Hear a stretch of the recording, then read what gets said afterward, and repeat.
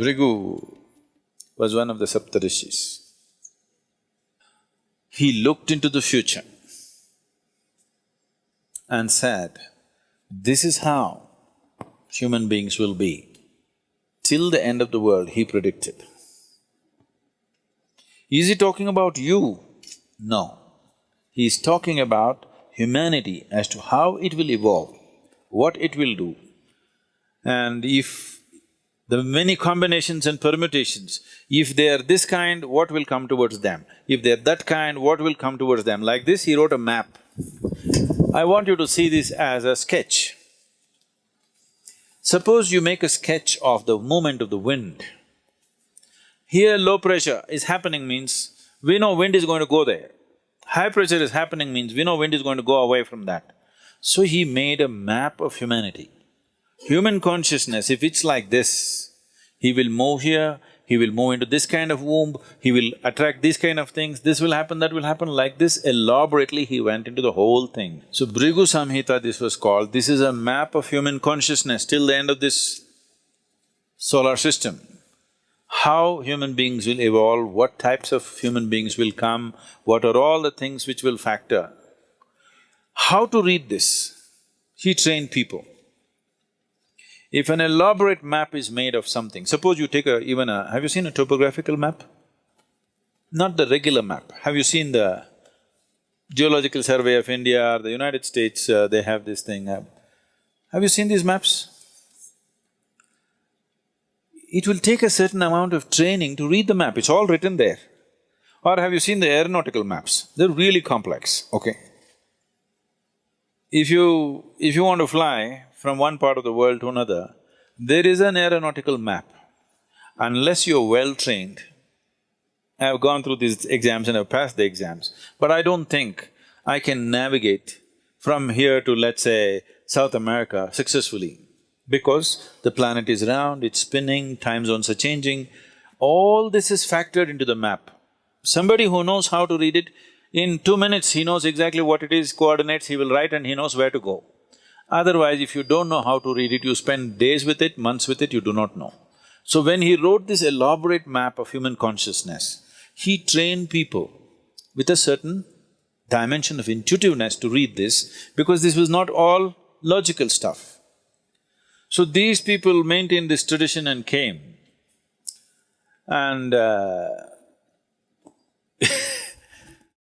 it doesn't matter how skeptical you are, what you are, they will say things in your face which will make you feel like an idiot, okay? And it's true, unfortunately.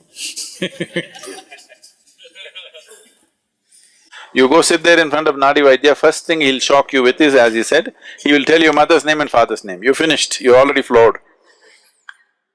Because you've gone from somewhere. It doesn't matter. If you are from some other country, he will tell the first letter, he may not know that you're a Susanna or you're a Tanya, he may not know. He will say, your name starts with T. Just like that. Because he's not looking at your background or your future, nothing. He's just reading a map. By reading the map, he's saying, okay, this is the temperature, this is the elevation, this is that. But it's an intuitive map. Unless he's in a certain state, he cannot do that.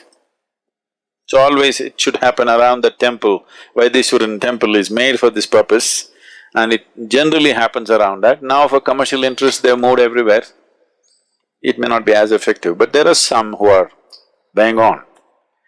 But if you're on the spiritual path, he will refuse to predict your future, if he's a genuine one, always.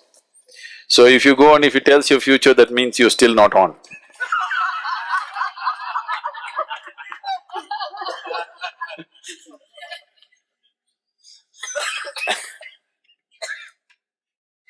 So, is destiny fixed? Destiny is not something that's fixed by somebody, it is your own karma. So your software is in a certain way, so naturally it'll function that way. Suppose you have a certain type of software on your computer, whatever you do, it'll do the same thing, isn't it? But can I smash the computer and stop it? I can. But still if you turn it on, the same hard drive, same thing will come on in a new computer. So if you want, I'll tell you, if I tell you you live for 80 and you jump off the mountain today, new computer will buy for you sometime later, but same hardware, same software rather, same thing will happen, nothing new. So they're looking at that aspect of life and trying to interpret it in physical terms, which is an interpretation, where there could be mistakes, always. That interpretation may not always be right. But the reading, the fundamental reading, what is the altitude, what is this, what is that, is correct. How to interpret it is the expertise of an individual person. Not everybody can interpret the same way. So this whole science developed Bhrigu Samhita, but if you're on the spiritual path, they'll refuse to say because no reading for you. You don't belong in that range.